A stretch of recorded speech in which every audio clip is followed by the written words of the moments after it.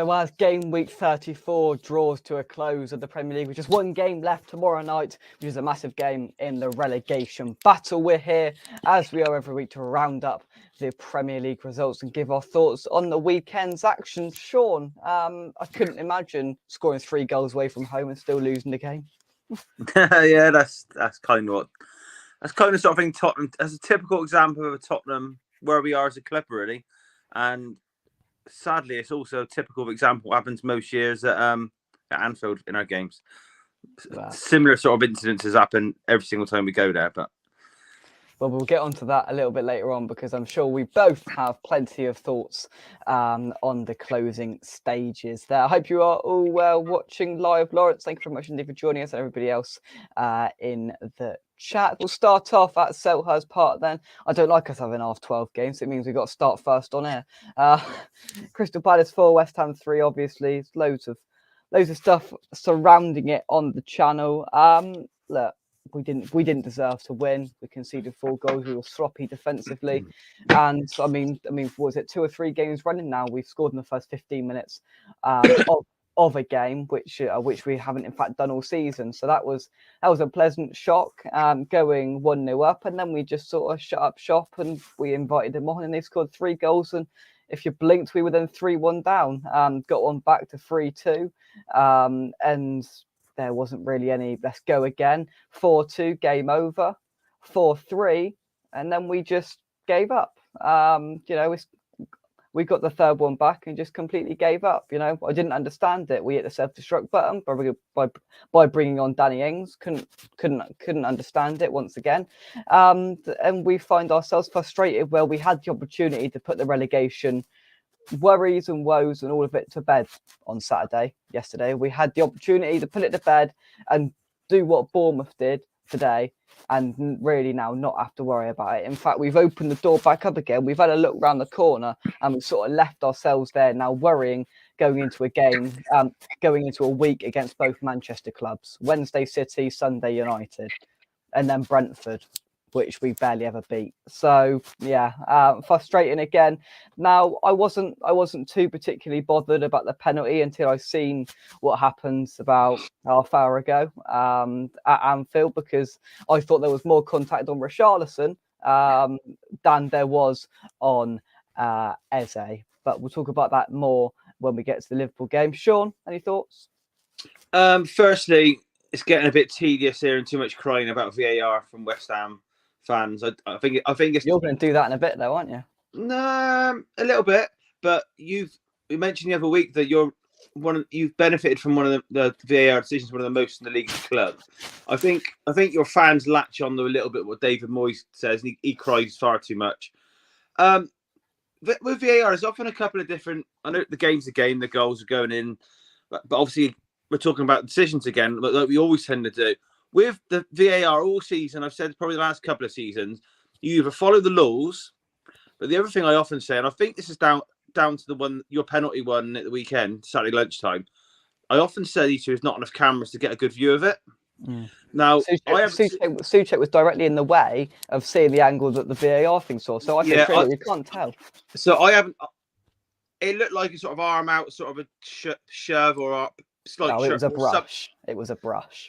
Yeah, but I've only seen one. I don't even know if I've seen a second angle of it. I don't know. It looked in the slow motion was blurry, so it's impossible to tell. That's the problem. So I don't know if some stadiums have got. Obviously, you get better views in some stadiums. That's another thing. West Ham fans are crying about the views they were getting of the pillars. It's like, blimey, most West Ham fans probably die to have a ground like that back. Anyway, got distracted. I haven't seen a good replay or a couple of good stills where that I can be sure. Do you know what I mean? And from what you've seen, if you're honest, you can't tell whether that's a penalty or not. Can you be honest? Well, I've seen 3 angles. I've seen the one that Souček blocks. I've seen one from behind the goal, and then another one from the side. Look, don't get me wrong. I can see why in real time the referee gave it as a penalty, because I said penalty straight away.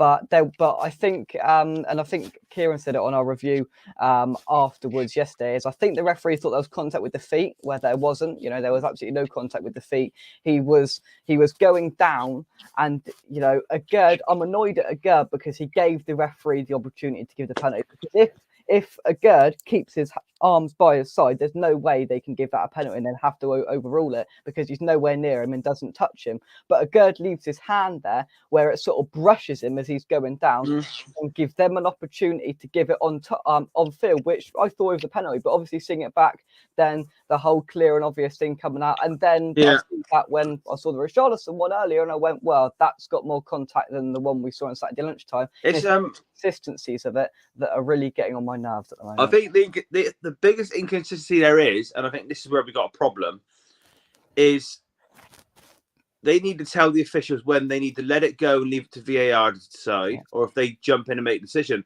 Especially when, to me, it's clear there's not enough cameras in the ground for VAR to change it if it's wrong. Do you know what I mean? Like you've seen 3, I've seen 2, I think, and by the sound of your voice, you're probably still not 100% whether it's a penalty or not. There's not enough cameras. If the ref says play on, they won't be in his ear saying penalty, will they? They won't. But because the ref given it, they're not allowed to change his mind, and they can't send him to a monitor because they're not going to show him a good enough angle for him to change it. So, and then on the Richarlison one, you see a lot of them giving it. He's all over him. He's got his arms over his shoulder a little bit. In all fairness, it's a bit of a crowded box, and the ref probably didn't even see that one. But that's a decision at Anfield. Tottenham don't ever seem to get them. But with your lot, that's a harsh one I put down to not enough cameras probably, and the nature of who's given the decisions. And obviously going back to the one you had against Liverpool with, I forgot who did the handball now, Thiago. It's just harsh that the set of laws this year, it's not handball. And I know it's horrible to hear, but the laws, and we've seen similar ones, it's a weird law, all about this falling to the ground, arm extended, breaking your falls. It's an overcomplicated rule. I have tried to find the rules, and I commend you for finding some. But one thing that interested me is what Peter Walton said on BT Sport, which got clipped and got loaded up onto Twitter. And he said the one rule that you need to take into consideration here is he said the way he looked at it is the arm in an unnatural position. He dives in, the arm's in an unnatural position because it's away and it's extending from the body, and it hits the arm 2 times. We've discussed that to death. I'm still annoyed at it, and you're still sticking with your law.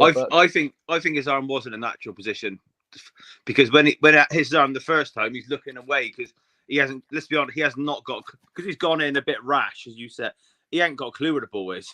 He sort of caught the ball a little bit, and it's ricocheted.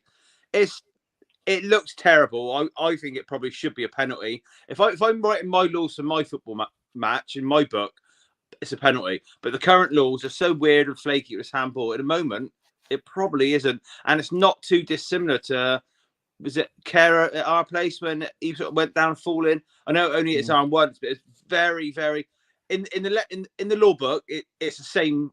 It's coming in the same category. Do you know what I mean? In that one, the ref gave it, and then it got overturned. So, do you know what I mean?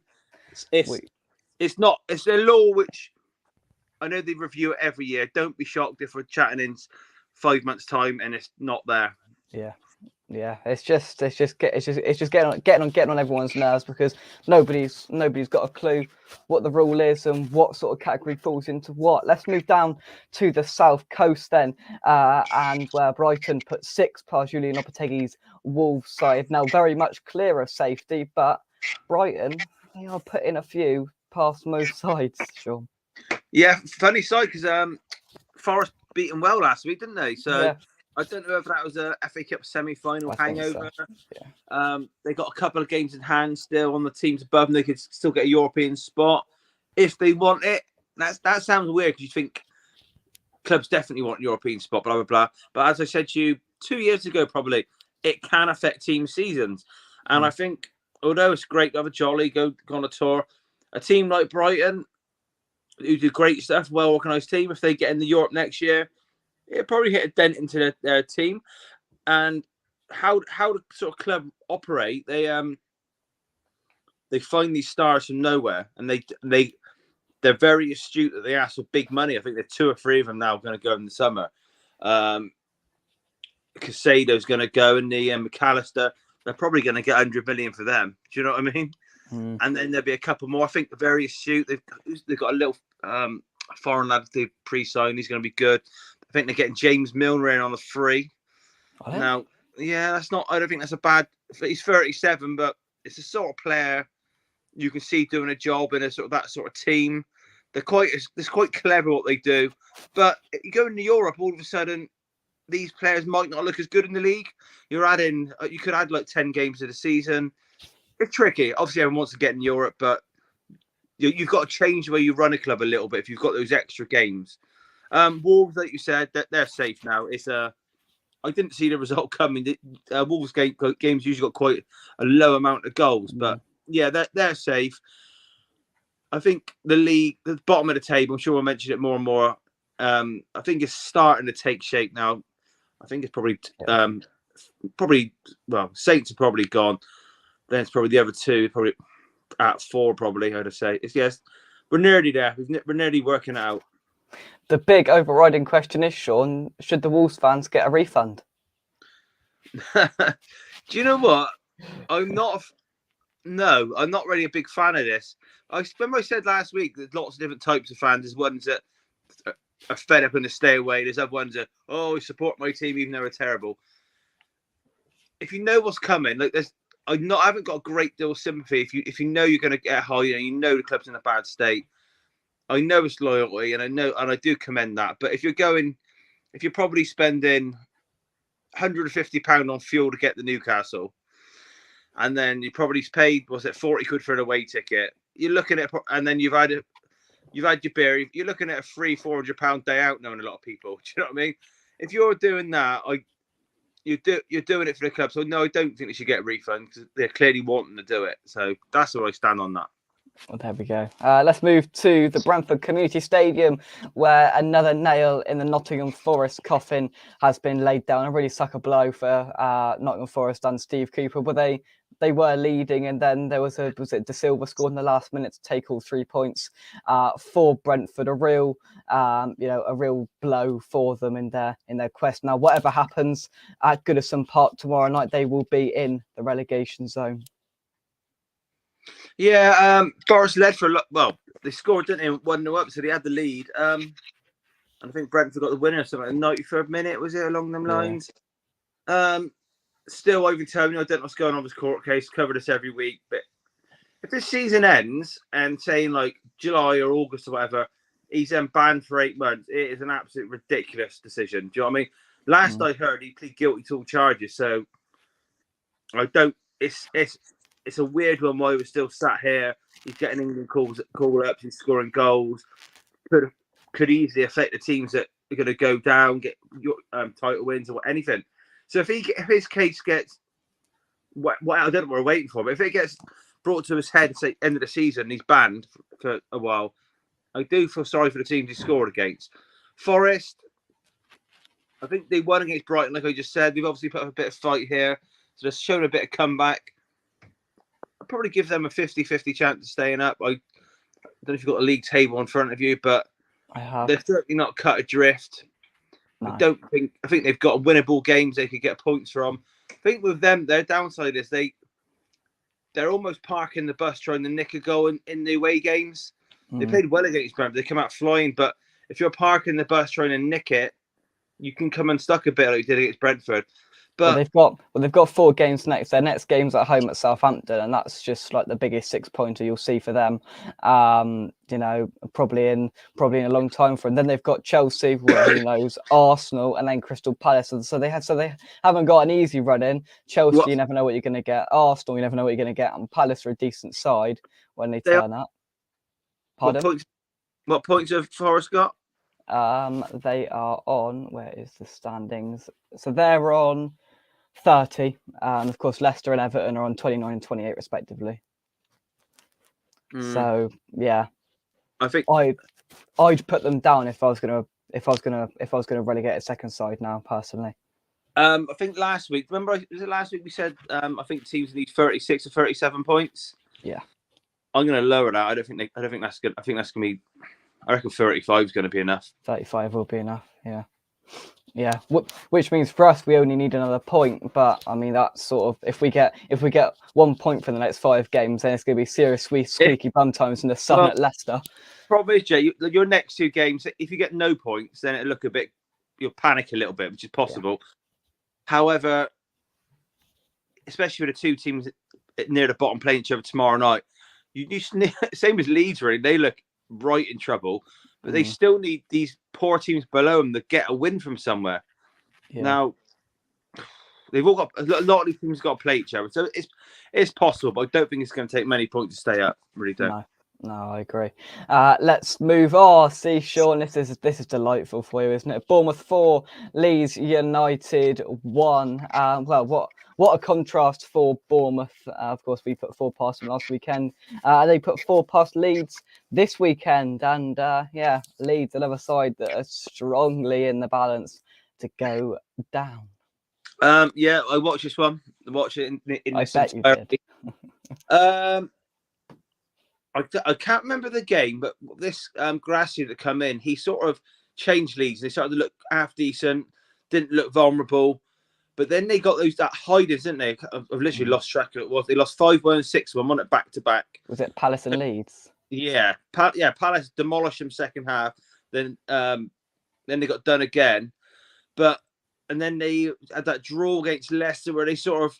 I thought they were a team that looked like they had a good hour in them against Palace in that game. They were probably the better side for the first 45. Then they concede a goal. Look, conceding 3 or 4 every game.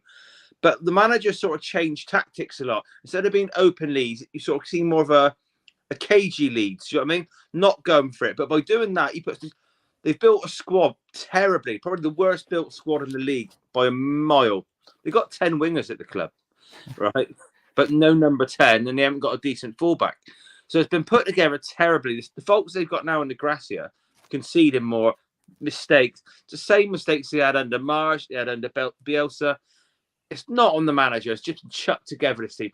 But Gracia now, he's been chopping and changing it, trying to find this answer. He's only there temporary. Well, he was. It definitely is if they go down. Again today, they passed the ball well in the first half. Probably the better team, typical Leeds, but he went for back 3. So then you've got one of their more informed, creative players in Harrison playing left wing back. He can't defend to save his life, so he's sort of took carved inside out on that side. He hasn't been playing good on toe, which Leeds fans are baffled by because he's probably by far the best attacking player. He plays him on the left of a front 3, but he put a great ball in for the first goal, free header for Bamford, for the Leeds goal, sorry. But he's stuck on the left wing, just not seeing the ball. So he's putting this sort of makeshift sort of. He's got goes to the 3-4-3 that Conte plays. Look, Harrison's a left wing back, McKennie and Rocker midfield. Neither of them do a lot. McKennie can't run to save his life, and Ayling is a right wing back, and it's like.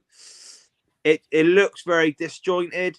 They concede goals for fun. The keeper's in appalling form, like shocking. Like my mate's a Leeds fan, as you know. He's the next French keeper. Blah blah blah. I've heard for ages, and there's a reason why he owes one of the. I think he's the top 5 youngest players for getting the 100 Premier League games.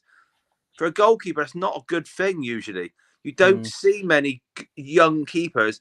I think Pickford probably was young when he had a good run. Probably been a few others I can't think of, but he's not built big.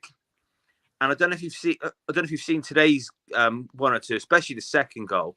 Yeah, he just flaps at everything. He doesn't punch it. He doesn't catch it. He just flaps it and it just drops in a heap next to the player to hitting the net. It's really, really bad. I think with Leeds, what they've got there now is that they've gone down to Bournemouth, a side that, if I was to. I sort of thought about this earlier. If I was a Leeds channel coming on here afterwards today, thinking West Ham put 4 past this side last weekend, and it wasn't a 4-0 game. But anyway, we still put 4 past them. And then we've got us as Leeds going down there, desperately in need of points. And Leeds are a side that, it might click once or twice a season, but they, as you said, Shaun, they leak goals for fun, and that's their issue there. And they've got a side where they've got, and as you said, I didn't know the exact figure, but I knew they had a lot of wingers at the club, and there's a lot of players that can be very good. You know, they've got these Ganottos and the Somervilles and all of these, you know, cool names. And they've got a side there that's, you know, it's not a good football team. It's a really, really poor football team. I'm going to tell you, I can go through leagues and tell you a lot of their problems, but another thing, what they've done, obviously, they sold Rafinha for like 18 million, something like that. What they did, they've bought a lot of very, very similar players of a very, very similar age with very, very similar CVs. Now, these are players. They've got Ganonto, you've got Somerville, you've got Sinistera, you've got 30 million, 28 million they spent on Rutter in January. They're all the same. Ganonto, by far the best of the lot. He'll get snapped up. I don't think he even wants to be there now by the look of him. They're all very young. They're either had one good season in a weaker league, and they've just been brought in and expected to shine straight away. It's very naive spending, to say the least. I think they made a good sign in January in Woba, the centre back. He's actually the sort of centre back I can see you're a lot liking. He's got a bit of the Dawson about him, but a bit more class on the ball. Well, don't diss Dawson like that. He's gone the Wolves. They left him up there. I mean, they did concede 6 yesterday. Did he play? Did Dawson play? Hang on. Go on, carry on. Yeah, he is a good signing at Woba. He can play left back or left wing or left centre half. He's a good sign, but again, injured. Cooper's come in, the club captain, off today, injured. They're looking like a championship side.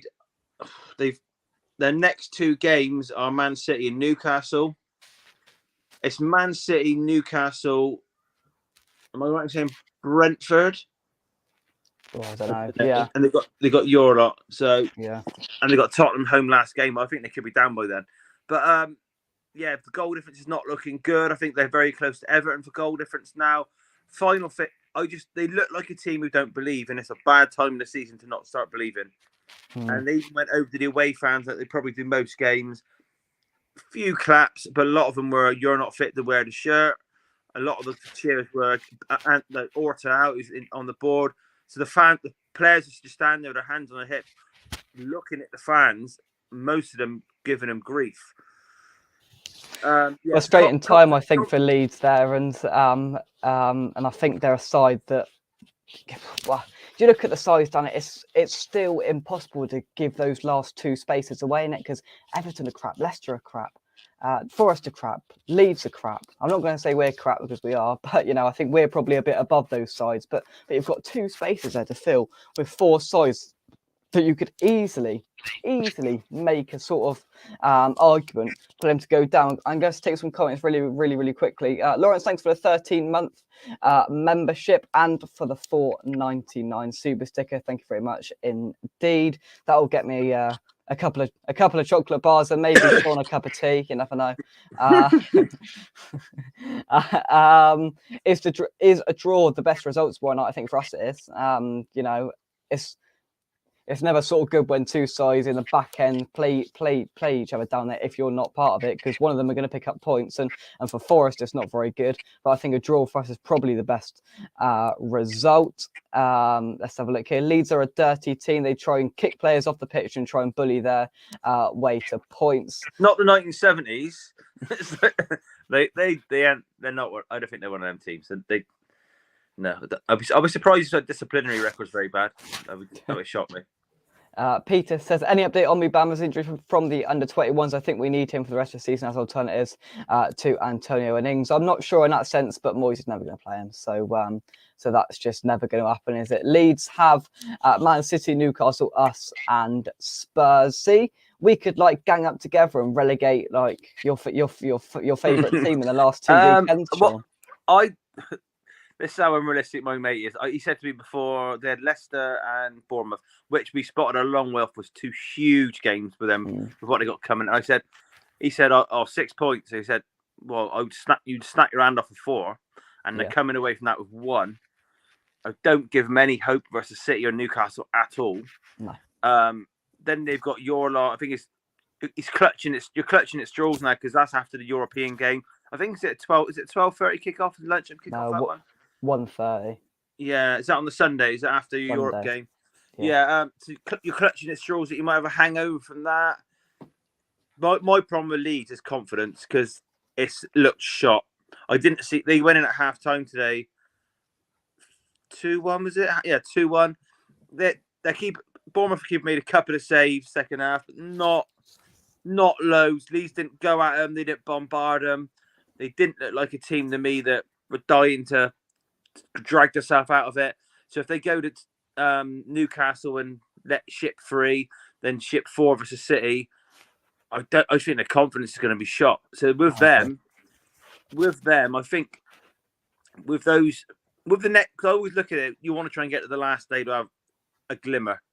So with those 3 games coming, I think they need a minimum of 3 points. And so I think they are now 30. Are they 30 leads? Something like that? They are on standings. Leeds are on 30. Yeah, 4 games to go, 30 points. So if they get, I said it won't take a lot to stay up. If they can get to 33 to the last game, they might have half a chance on the last day. I don't see them staying up before the last day. It's going to go down to the wire for them, and then they're going to rely on others. Like I said, if they can get to the last day of 33 and their goal difference not too far off the likes of, I think they're way behind Leicester. It's Everton. They're quite close to, I believe. I think they're 8 goals ahead of Forest on the goal difference. So 1 goal between them and Everton. Yeah, so as long as they don't ship, I don't know, Leeds are capable of getting another -6 or 7 out of the City and Newcastle game combined. So they need to get the last day. If they can get 30, if they can get a win, probably off of your lot away, which won't be easy, obviously. If they can beat you and take it to 33, they might have a glimmer on the last day. Well, they ain't gonna have that glimmer. See, Peter says Shaun would rather we went down than Leeds. He wouldn't, because then he wouldn't get his yearly appearance fee for coming on air, because we won't be doing the Premier League run out show if we go down. Peter forgets that both clubs are a bit of an irrelevance to me, so I'm not. Oh, here he goes again. I tell you what, the amount of tweets I've seen this weekend, Shaun, that even you've replied to about Spurs fans wanting West Ham to get relegated. You might not care about us, but the rest of your fan base definitely cares about us. We could talk about that all night, but we're not going to. Yeah, it's sort of a one-sided thing. People, it's like the little annoying child, the little brother and sister. For you, it might be, but I don't think it is for the rest of them. Honestly, the laughing emojis of West Ham I see this weekend is a glimmer of hope that we might go down from your lot. Yeah, there's definitely. No, to be honest with you, I would like Mill to come up and feud off them next year. I would like that. That'd be class. I would. I've got a few Millwall friends, fans who are friends, and I actually watched them on Friday night. It was not the greatest game, but I would like them to come up, to be honest. I think we'd all like the derby to reignite, to be honest. Right, let's go through the next 2 games quite quickly, shall we? Manchester United 1, Aston Villa 0. I'll do this game to give you a break, Shaun. But yeah, Aston Villa's sort of amazing run came to an end where we thought that they could have at least picked up a point away at Old Trafford today. Manchester United have been slipping up in recent weeks. Out of Europe. The club has sort of gone down a bit of a spiral slightly, and they did a Spursy against you lot last week. So it's with them it's sort of difficult situation for them, but they turned up. They haven't bottled it against Villa, and Villa a little bit disappointed, but they just have to keep going now. If I still look at the Premier League table, they've dropped down to 7th now. I think they've been up in 5th or 6th for the last few weeks. So they've dropped down there. They're still only 2 points off of 5th spot. So who knows? Just probably a blip that they didn't need at this stage of the season, pivotal moment. They didn't need the blip, but they'll need to get back on the horse and get going again. Peter says Everton to halt the new stadium if they go. I tell you what, I quite like Everton to go down, because we had a rubbish away day there this year. We lost 1-0, and it's just a track. I quite like them to go down, because next year going back there, and it's not another ground to tick off. Whereas we've got Burnley and Sheffield United next year, where we haven't been to yet. 2 proper away days. I wouldn't bother. That's a long way to go for some cold wind. I wouldn't go. I've been to Sheffield. I've been to Sheffield United before, and it's a trek, and Burnley. I'm not sure. I've been to the Burnley away, and I'm not sure if you get sit on wooden seats still or not. I can't remember. Well, Everton's still flipping wooden seats on the lower tier, weren't they, this year? And like was sat like this before the game. We'll stood up.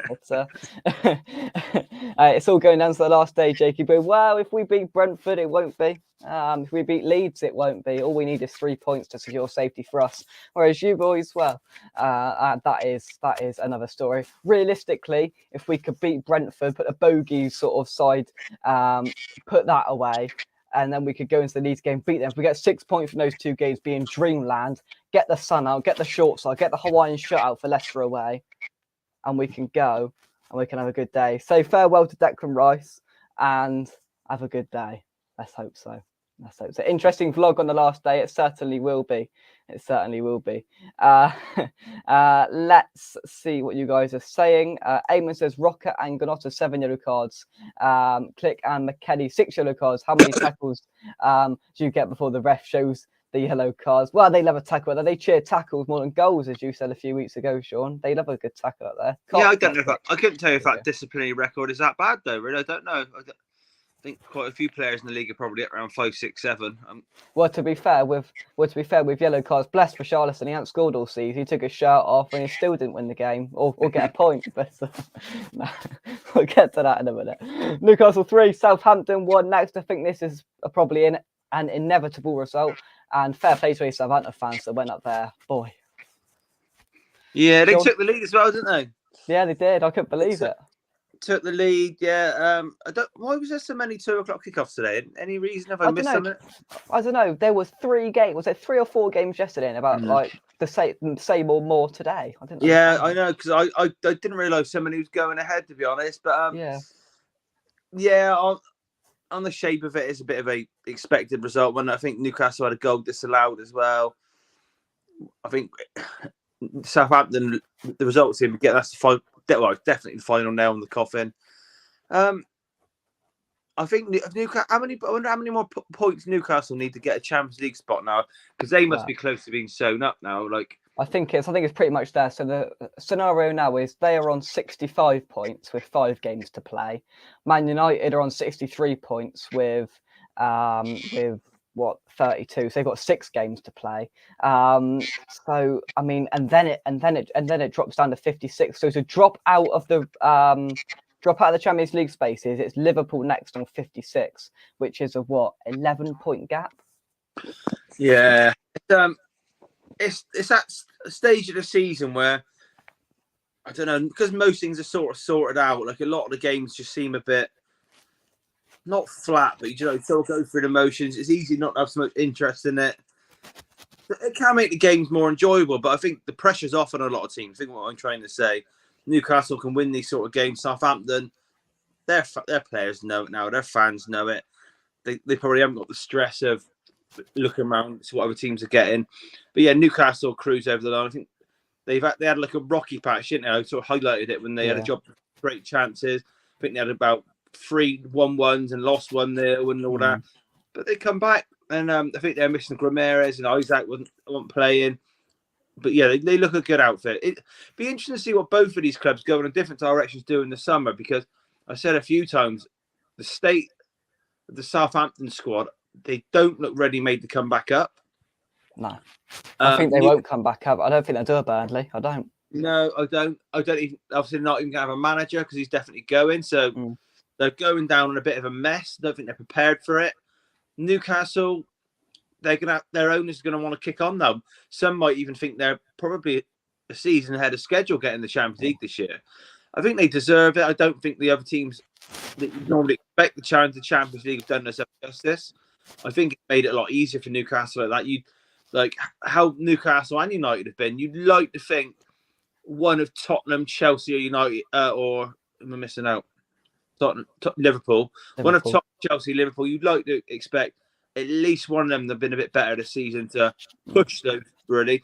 Because if you take away, good on United, if you take away Rashford's purple patch a couple of months ago when he scored, was it 11 games in a row or something stupid? You take that out, they've had a very average season. Do you know what I mean? Yeah. There's a lot of work needs to be doing there. Newcastle, now they're probably a season ahead of schedule. They're going to spend again. Obviously, Howe's done an amazing job, but now the stakes have been risen. Do you know what I mean? They're not going to just settle for third or fourth every year now. It's going to be Uh, interesting to see whether they really, put the foot on the accelerator with signings this summer and what sort of way they went, because they sort of cooled it down more than we thought they would in the summer. Last summer, but this summer it could be a completely different story. Let's take some of your comments then. Let's have a look. You guys are safe, to be fair. Well, we're on 34. Another win, that will secure it. But yeah, I just want to be sure. I want to be sure. Well, I didn't ask Arsenal and Chelsea to play this weekend. No, the police called it off for some reason. I've got no idea why. For policing issues about the coronation, even though that's not till next. Was it next weekend? I don't know. No idea. They might have had to do some kind of like training for it in the capital. I'd imagine safety training, all that sort of stuff. That would kind of make sense to me. Yeah, Sheffield United and Millwall, if they come up to get relegated. I tell you what, if Sheffield United and Millwall come up, so we've got the obvious Millwall derby, then we've got the Tevez derby with Sheffield United as well. That's gonna be a joyous 4 games out of 38 if those come up, isn't it? Keep Wilson fit. He guarantees goals, and especially with Isaac there, he's a brilliant super sub to come on because he will always score goals, especially if he's playing West Ham. Southampton have plenty of players who will be snapped up. Have they got that many decent players there? They have. You've got to remember they signed a few in the summer for Man City where they've got a buyback, so that'll make it complicated. And also when these players go down, the clubs don't let them go cheaply. I don't know where he bought Alvarez from. He's quite a tidy player. I think Walker Peters is probably a Premier League right back. You've got your Ward-Prowse. I think he's a bit of a conundrum, Ward-Prowse, because if you analyse his game, I'm not sure. He'll get a Premier League move. Don't get me wrong. Yeah, but I don't think you're buying a top class player with him personally. No, I do agree. Walcott's probably going to retire. Yeah, they've got a lot of kids in that team. Yeah, there's a lot of Alvarez is a good player. I don't like I said, they bought a few players on these sort of modern deals where they buy it from a player who's got a buyback or own a certain percentage of the player still. So I'm not sure about Alvarez, but he's probably quite a talented forward. He's a good player. Yeah, so we'll see what happens down at St Mary's this summer. Eamon says if Sheffield United get relegated next season, they'll be suing West Ham because the London Stadium isn't a proper football stadium, and that's how we cheated them out of the points. That way they kept them up. Exactly. They'll find a way. They'll find a way to blame us, won't they, old Sheffield United? If Sheffield United come up, I think we should name one of the stands the Di Canio stand. Oh, the amount of Tevez masks that will be once again bought ahead of Sheffield United. Sheffield United away. Those Amazon sellers aren't going to know what's hit them when 1,000 Tevez masks are bought. Well, to be fair, I think was it. Last time we went to Sheffield United with the last minute winner and the Declan Rice handball when his arm was here and it was given handball and we all went crazy. Oh, the times. Right, let's breeze past this one. Was it 2-1 in the end? I don't know. Fulham 1, Manchester City 2. That's what I wrote down, so that's what I'm going to go with. I thought they scored again. Obviously not. Fulham tested them slightly, but Manchester City are now top of the league. Shaun. Yeah. Strange because De Bruyne was injured, got a little knock, didn't he, from a little kick or something in the week. Yeah, City sort of started fast, but I don't know if they took the foot off the pedal a bit, but Fulham come back into it, equalised, and then about 20 minutes later, I think the other Alvarez, wasn't it, the one at Man City, he scored a lovely goal, brilliant goal it was. But after that, again, it almost looked like City took their foot off the pedal again. I don't know. On their day, Fulham can beat anyone. They are on their day. They're a very, very good footballing side. So I have to be a bit of banana skin, especially if they did take their foot off the pedal. But then again, I'm backtracking a bit because I said a few weeks ago that Pep this season is squad managing very, very well. When they take the lead, he tends to hook off the big guns. When they don't need to risk anyone, like. I'll be surprised if De Bruyne is that injured. Probably a very, very minor thing, but rested for Wednesday, Shaun, when the mighty West Ham come up. We might even say rest him for that one, but they've got very, very big games ahead. And I think in the past, they haven't quite done this. Who did they play the other week? They played a team, might have been in the FA Cup, I think, where they went like 3-1 up, and then I mentioned it, didn't I? Who did they beat the champion? Sheffield United or Leicester, United. Wasn't it? No, Leicester. Yeah, they went something like 3-1 up, and then they got another goal, and then I think Iniesta had another chance. Well, Yeah. and they panned the bench, and you had like Haaland, De Bruyne, Grealish, and Gundogan sat there thinking, "Oh, do you know what I mean?" So he's managed it differently, and at the day, it's working. But little banana skins like away to Fulham. So I mean, I suppose some of the games are happy just doing enough. Other games they'll turn it on, and if they end up winning the treble, it's worked perfectly, hasn't it? But little way to go. Let's just see how they get on in Europe. I think they should win the lot now, in my opinion. But no, I do agree. You know, there was a stage where we were sitting there thinking that they wouldn't win anything, and now they might win all three. So it's definitely going to be an interesting end to the season. To be fair, I do hope they win the treble because I don't want Arsenal winning the league. I don't want United winning the FA Cup, and I quite like Man City to win the Champions League. Do you know what, Jay? I was thinking about this. Obviously, Tottenham's two main rivals are Chelsea and Arsenal, as you know. And we've had a poor season, and fans are kicking off. But in a weird way, well, Chelsea have been far worse and diabolical, and I think the board's probably in a bigger shambles than us. And even though Arsenal are going to finish above us for the first time in 6 years, I'd almost say they've had a more embarrassing and funnier season for chucking away the title. So it's a weird one. I said Arsenal win it by a stretch a long time ago, and I should have known better how they chucked away fourth last year. But it's funny being wrong. Not many Tottenham fans are happy, but then you look at Chelsea, and then you look at Arsenal embarrassing themselves in the last couple of months. It's a funny world, isn't it, at times? It's been a weird old season. Mike, hope you're well, mate. I think Newcastle could be looking permanently at top four. Just going back to that previous debate, James Ward-Prowse probably 25 million. They know they've got to sell him, so anything they'll get for him, they're probably going to have to take, aren't they? He's 20. He's 28 now. I know that's not old for a modern footballer, but because he's been at Southampton so long, I can't quite put my finger on it where he might go or where he might end up. I do agree. Yeah. I'm not sure. We were sort of half in for him. I think it was last summer, and we sort of opted against it in the end. But I don't know where a club suited for him, to be honest. I was hoping Man City would get special permission to play the WSL team. It would keep the score down if they did. Oh, honestly, we're going out Wednesday night. I didn't plan it any better. We're going to a show in Bath. And I didn't plan any better match day for it to fall on Man City away. Because I might just have, because the show starts at 7:30. So I just have to peer down to my phone. 1-0, 2-0, 2-1, 2-2, 3-2, West Ham win. Whee! No, that is not happening. Eamon says, think all of our goalkeepers should get a game Wednesday. 4 keepers and 7 defenders. In fact, let's refuse to play the game and concede a 3-0 loss to Man City. Not a bad result, and our players get a rest. And the goal difference could take a bigger battering than 3 on Wednesday. Jay, do you think I've heard a few of your fans on various groups saying about resting a lot for it? Yeah, I agree. Do you think there's a possibility Moyes would do that? I think Pride would just take over.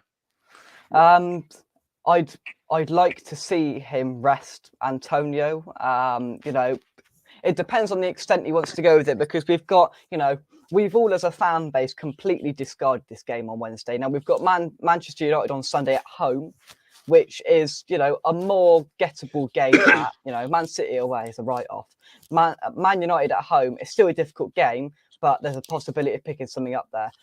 I would like Moyes to rotate heavily, and let's take the 3 because I think that's what we'll get.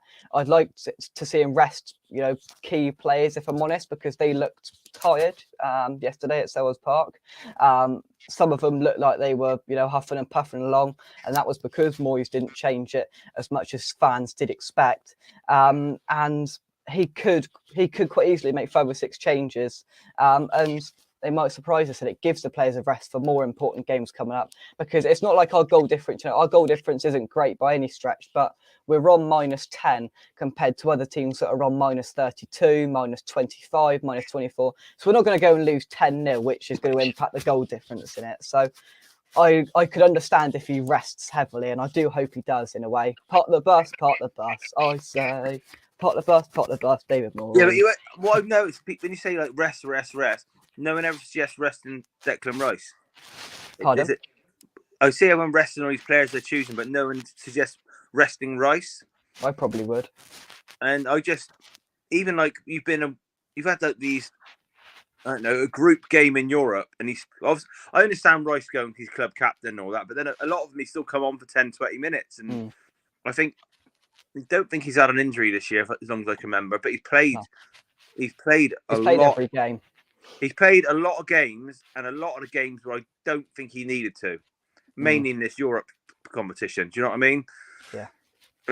So he's not going to want to sit out because it's Man City and it's one of the biggest teams in the world. So as a player, he is not going to want to sit out of it.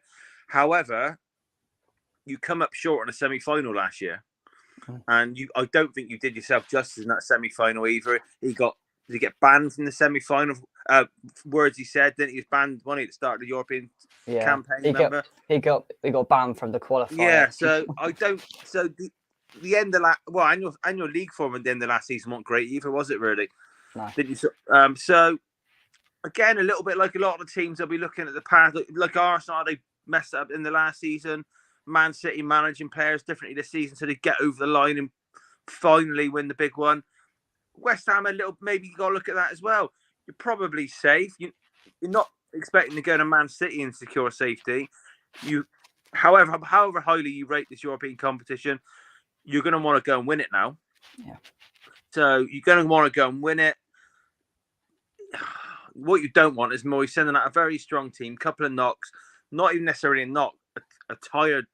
You don't want 5-6 really tired bodies coming off against Man City because you could be running about for an hour at least, just chasing shadows. That's what we'll be doing, and that's why I think I'd start Ings up front, no matter how ineffective I think he is, because there's no point sending Antonio out there for 60 minutes, as you just said, Shaun, chasing shadows, getting himself tired, getting himself frustrated, just for what, in the grand scheme of things, absolutely nothing. Play Downs and Lanzini in the midfield, play Ings up front, rest Bowen, for God's sake, the geezer needs a rest, play Cornet on the right, play someone else on the left. Let's just mix things up and give these players a rest, because we've got a bigger squad there and Moyes ain't using it, and we've got to use it. He's obviously not going to rotate in the European semi-final now, so we're running out of games where he is going to rotate, and this is a game where you seriously got to say we're not going to get anything from it in a million years, so let's rotate. But let's now move to Anfield and go to the game up there. As I said at the top of the show, imagine going away from home and conceding 3 goals and not winning the football match. I think you were quite hard done by at the end, Shaun. But seeing that mug take his shirt off and do all that, and the stupid celebration, and then for the go out the other end and score was mildly amusing in our household. Thoughts, Shaun? On Richarlison, I'll say the same to you as what he said at the start of the season. If he was in your shirt, you'd absolutely love him. He's still worth a 60 million, 1 goal in 30 games. I don't think he's had a bad season. He's been very, very unlucky and harshly treated by a manager. He's had 4 injuries all season. So I feel from a bit, but Everton fans worshipped him. When he's at your club, he's a very likable character. Let's put it like that. The game, it's typical of a Tottenham where we are at the moment. Went 2-3 goals down right at the start of the game. Gifting goals, very, very poor defending. Not just in the defence. The shape's probably not right. Just general poor defending front and the back. Went 3 down. Then last quarter of an hour of the first half, I thought we were a better side. I think we scored. Did we hit the post in the first half as well? Come out the second half, hit the post twice. Liverpool looked a strange team. When I said a minute ago about we're in a stage where games almost feel like they're dead rubbers, that the pressure's off a bit. Even though Liverpool got a sniff of the 4th spot, it felt like one of them a little bit, where teams, the pressure was off, they could go and play. I thought we had a better side probably for the middle half an hour, 40 minutes of the game. Obviously, Son got a goal, got back into it. VAR, we get a lot of bad decisions at Anfield. Our record at Anfield's appalling, and I reckon in 3 or 4 of the games, it's been shocking, like real bad decisions. Like they've been getting a penalty in the last minute, which isn't. We've had players dragged down, not got it. The Richarlison one, possibly a penalty. They do get given. I don't know how Diego Jota stayed on. I wasn't watching the English commentary, but I hear Gary Neville thought it was a clear red. I think he said it's a clear red. It ticks every box. That's what VAR is there for. If you want all the the boxes ticked for excessive force, high foot, blah blah blah. It ticks every single box. If the referee's missed it, VAR can jump in and say that's a red card offence. And I don't see how it wasn't. There was just nothing to say it wasn't. It's a clear red, and naturally, a 95th minute or whatever it was, Lucas Moura comes on. He in his last 8 minutes of football in the Premier League, because he has hardly played. He's leaving in the summer. He shouldn't really be out there. I'd rather some youngster get some game time. In his last 8 minutes since he's been there, he's played an awful ball back and set their winner up today. And he was brought on for 5 minutes versus Everton. Reckless red card, and they equalised in the 95th minute. So he's cost us with the red card though as well. When Peter mentions it here, and I think it was in the first half. I think VAR should have had a look at that skip challenge as well, because that wasn't at all nice. Stubb was up on his ankle. I don't think that was nice at all. Yeah, but you see them quite a lot, and I'll be honest, a lot of footballers do them on purpose. I noticed that, where they leave a bit in, because Højbjerg did one as well, where I think it was Curtis Jones was sort of going out. He won the ball, but the follow through was a little tap on the ankle. Yeah, it wasn't a tap on the ankle though, was it? It wasn't a red card. It was borderline in the middle, I thought. But it's got to be reckless or out of control. I think that's the word they sort of use. If you're out, like if he's off the ground with 2 feet and catch him in one leg, then you're out of control. But the out of control is quite a key word in there. So it can look nasty, but I do think players are doing these little studs up on purpose, because they're catching them with 1 foot after getting the ball with the other foot. Yeah. And I think players aren't daft, clubs aren't daft, because a lot of clubs will tell players what they can get away with and what they can't. And I think that's quite common. But Jota, I think that's one of the worst decisions given to this weekend, to be honest with you. But yeah, it was strange. But yeah, like, we got to get it. The defending's just poor all around. Like, Romero can be absolutely world class for an 80 minutes and then have a brain fart moment, and you know what I mean? Like, he done a carer. What was he doing? I don't know. I think, who was it? One of these pundits. I think it was an ex-Tottenham player. Apparently, a lot of Argentinian players all around Europe have just not turned up since the World Cup win. It's not. It's almost like they're on a permanent holiday. Yeah, I don't know. He's a class defender, and he probably should be at a bigger club than Tottenham, but he does do something stupid now and again. And I don't know whether that's frustration, which I totally understand. But yeah, it's an area. That game perfectly sums up where we are as a club. We can give anyone a game. We're probably a better team for at least a third of it, I thought. Deserved the draw. Against United last week, definitely the best team in the second half. But the other remaining 45 and the other remaining hour or whatever it was today, it's just poor and giving the results away. So yeah, I think it was.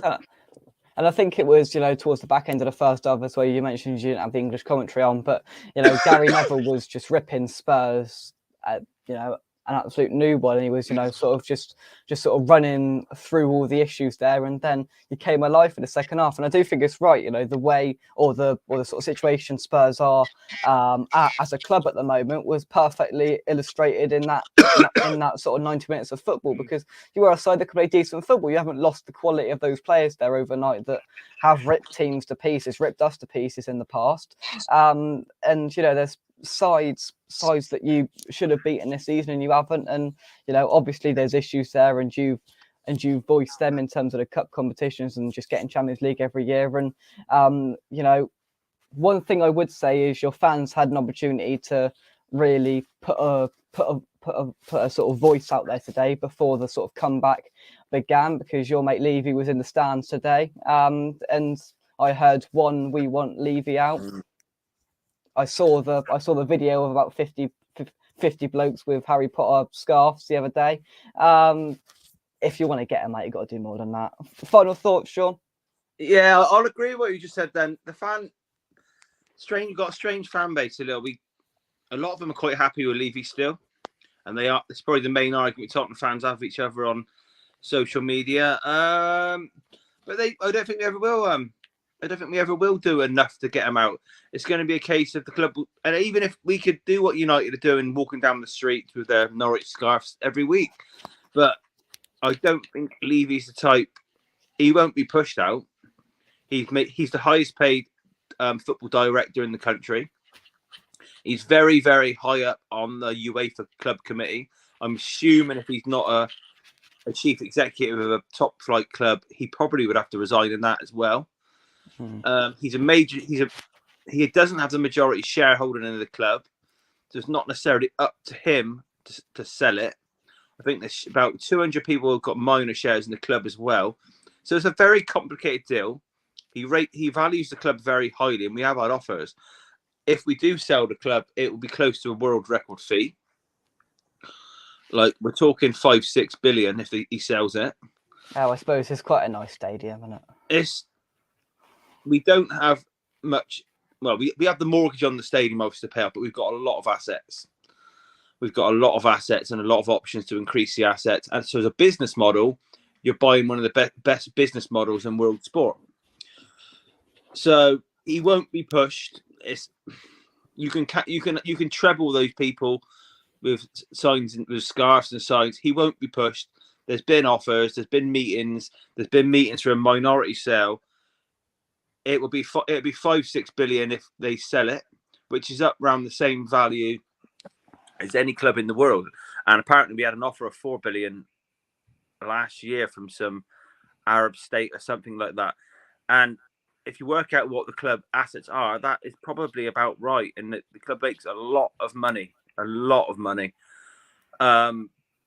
£7.50 for a hot dog. If you sell 20,000 of them every game, you're going to make money, Shaun. Well, I think they're up to now. The prices have gone up. They're probably on about to 1.2 million per game on food and drink profit a game. It's not. I think I've contributed to that this season. They're very nice.